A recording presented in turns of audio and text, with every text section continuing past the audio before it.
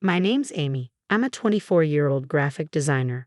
I'm currently single, focusing on my work and living alone in my grandparents' house in the neighboring town where I grew up. I've had no issues with my work relationships, but my real family has always been a source of trouble for me. I have an older sister, Melissa, who's 2 years older and was always favored by her parents. As a child, I loved to draw, but Melissa would often mock me, saying things like, "Mom, Amy's doodling again. It's embarrassing that she's my sister." She'd snatch my drawings and throw them away. My parents always sided with Melissa, nodding along to everything she said. They told me I needed to work and bring in money after finishing school, but my maternal grandparents disagreed and took me in. Thanks to them, I attended high school in a nearby town. I wanted to repay them after graduating, but they encouraged me to pursue vocational school instead. I've always loved creating original characters, so I went to graphic design school. Even as a student, I entered logo and design competitions. Some companies liked my designs, but one offered to use my original character as their mascot, which kick-started my career as a freelance designer working from my grandparents' home. My grandparents have been traveling across national parks in America for about a year, so I'm currently managing their house alone. However, Melissa keeps criticizing me, asking when I'll start contributing to the household and belittling my work as a freelancer. She's dismissive despite my efforts to explain. I don't want them to think that my sister is like you. It's embarrassing, so don't come. I'll make sure you can't. Even if you do, I'll lend you my man. So why don't you go and experience what a date is like? It seemed that my sister did not want me to attend. Furthermore, I was a little puzzled by my sister's last words. After thinking a bit, I told her, understood. I won't have anything more to do with all of you. I don't think of you as family. I'll cut off my ties, but remember, I won't be responsible for whatever happens, and hung up. As I was about to hang up, I had a feeling that my sister was sneering at my words, but I ended the call without worrying about it. The next day, since there was no more wedding I had to attend, I was enjoying my long-awaited day off. As I was barbecuing in my backyard, the intercom at my house suddenly rang. There stood my sister and parents. "Hello, wasn't today supposed to be Melissa's wedding?" I was waiting for my fiance at the wedding venue, but no one showed up. Even when I asked the staff, they said that it had been canceled and there was no wedding scheduled. She yelled. To my sister's outcry, I calmly responded, "What does that have to do with me? Besides, I told you that I don't care what happens. I cut ties with you all yesterday. Please leave me alone." Everything started when my sister called me yesterday and told me not to attend the wedding. After hanging up the phone with my sister, our parents paid for Melissa's college and helped her get a job through connections. During college, she received a generous allowance and occasionally worked at nightclubs for extra money. In contrast, I've been working part-time since school days, gradually supporting my grandparents financially, although they insist they don't need it. Melissa looks down on me and doesn't understand my situation. Despite not being close to my family, they often criticize me without considering my circumstances. When I tried to stand up for myself, they made more hurtful remarks, so I usually keep quiet. Recently, Melissa invited me to her wedding, handed me the invitation, and bragged about her fiancé, the heir to a major company. She made condescending remarks about my life and even offered to find me a boyfriend, which I politely declined. Although my grandparents won't attend due to a cruise trip, I decided to go to the wedding after reconsidering. I confirmed my schedule and prepared to attend. But then Melissa called unexpectedly, telling me not to come to the wedding because, as she put it, it wouldn't matter if I was absent. My parents laughed along with Melissa, suggesting I fake being sick to skip the wedding. I was hurt and unsure how to respond. This version maintains the essence of the original while improving punctuation and simplifying the language for clarity. I contacted someone. It was the father of my sister's fiance. The reason I was able to get in touch with him was that he was the president of the company I work for. "Steve, I'm sorry to bother you when you're busy. I won't be able to attend the wedding of your son tomorrow." I had called Steve immediately after hanging up the phone with my sister. In fact, when I received an invitation from my sister announcing her marriage, I only thought that the name of her fiance, Robert, seemed familiar. It was only later when I received the same invitation from Steve. So I was taken aback to learn that the man who was marrying my sister was Robert. But when I told Steve that the bride was my sister, he joyfully said, "When Robert talks about Melissa, he always looks so happy." When I met Melissa, she was a wonderful lady. "She's definitely your sister, Amy." We look forward to working with you both personally and professionally.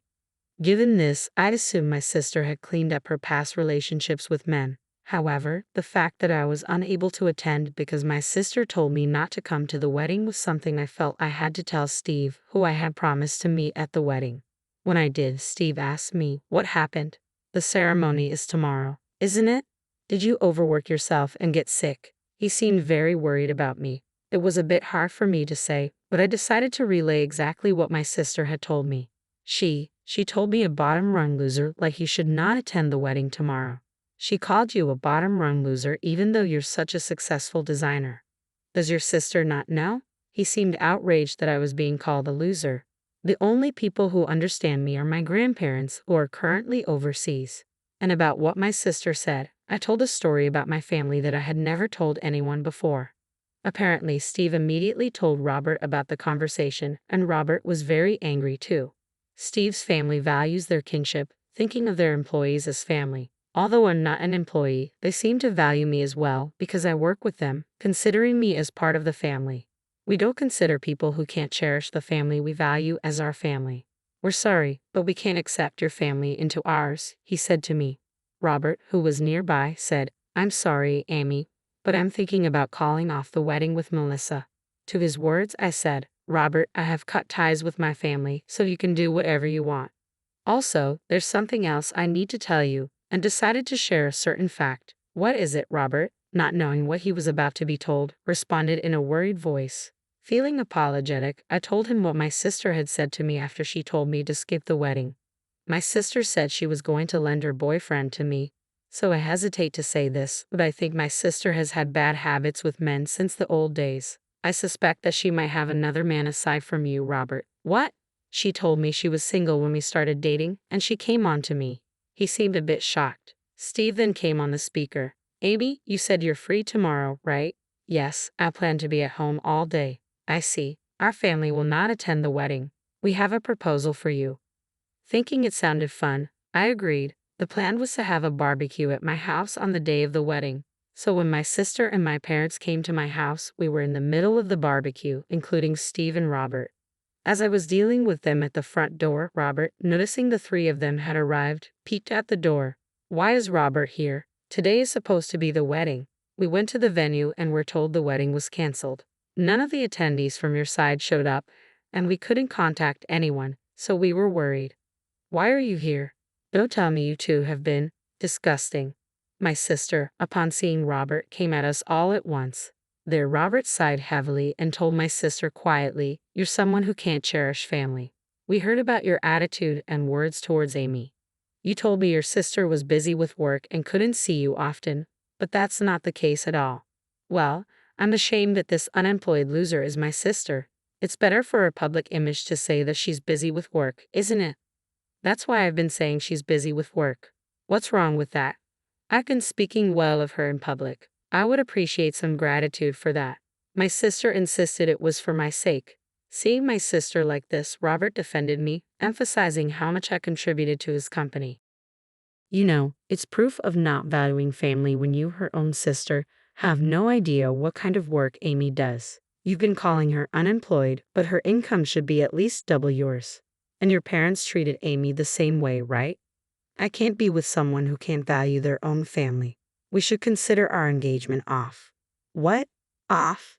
Does that mean I can't get married?" Even though Melissa seemed furious, she turned towards me with a mocking grin. "Wait, Amy's job is that amazing? I wouldn't have known unless someone told me. From now on, I promise to listen to you, Amy. Let's get along better." After Robert pointed it out, Melissa's attitude towards me changed dramatically. Whether it was due to an interest in my salary or not, my family was trying to suck up to me, but I rejected them clearly. No way. After all the humiliation and looking down upon me, it's too convenient to now say let's get along. Stop joking. No matter how much you try to flatter me, I won't help you financially. I told you yesterday I've cut ties with you as a family. Don't get involved with me anymore. If you continue to stay here, I'll call the police. If you don't want that, leave right now." The moment I mentioned police, the three of them changed color and quickly dispersed.